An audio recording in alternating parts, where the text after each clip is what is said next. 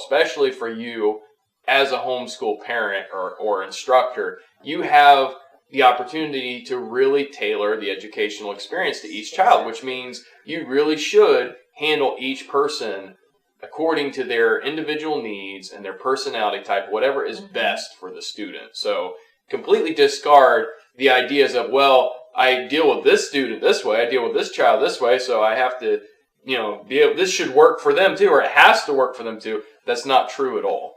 Right. And like with curriculum, if Abeka works for one child, don't assume that Abeka is going to work for your second child, or vice versa, or whatever curriculum you choose, or no curriculum, which we will get into that too.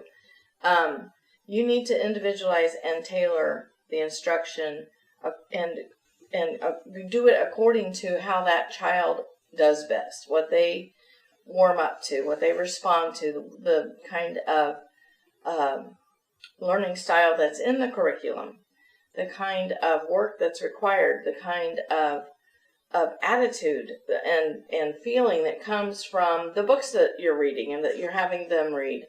It all should be tailored to what they like, what they're interested in, what they enjoy.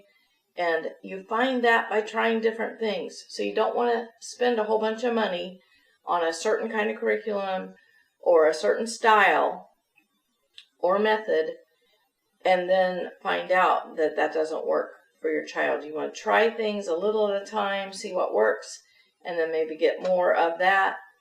And then with your next child, maybe try that, see if that works. And then if it doesn't, try something different and just constantly be watching to see what they like. And if they learn best by hearing something or by reading or by touching and doing and making and by running around while they're doing it, or at least fiddling with something while they're doing it, having some kind of movement, that really does help some kids learn better, is to be able to move while they're listening or even while they're reading or while they're talking.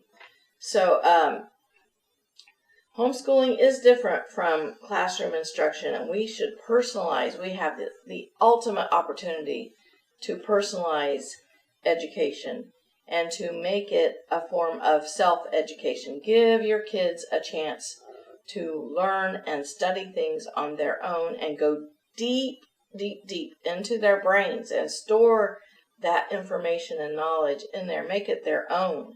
They're able to make it their own. They can major on the thing that really interests them in homeschooling.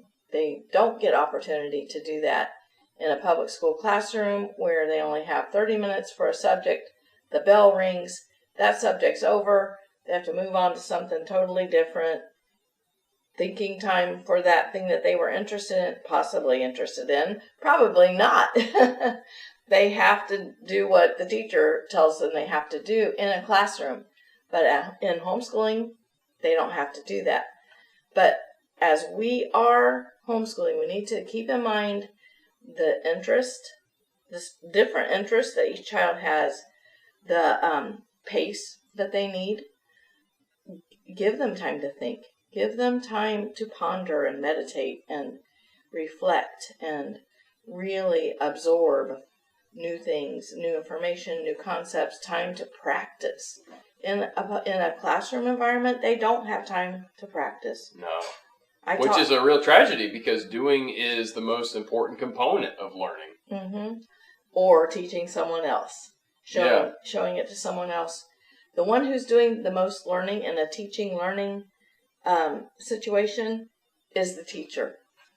Really, you are going deep yourself to be able to put it in a form that person is going to understand. You are really going into that subject yourself. So they need to have an opportunity to teach others. They need to have an opportunity to do a role reversal, and after you just taught them, now have them teach you what they learned.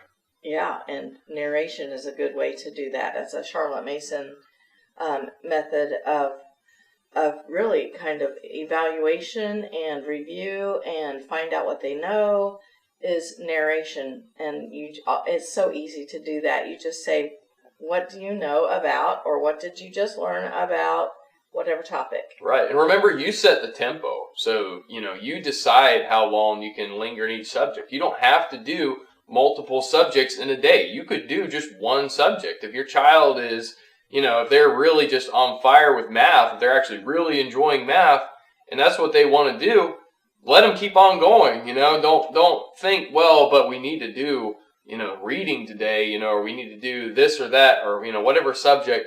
Let them do what they're interested in right now. It's okay. You can hit those other things tomorrow, and, you don't want them to burn out, obviously. You don't want to push them too long or hard on something. But the key and the thing to remember is that you can really set the tempo of learning, and you should be setting that tempo based on their interest. And when you see signs of fatigue, like they've had enough, or they're ready to move on to something else, they're bored with that subject. But overall, the important thing is you're not locked into 30 minutes. You're not locked into several hours. You can visit every subject, every topic, according to the amount of time that you're actually getting a meaningful learning experience. Mm-hmm. And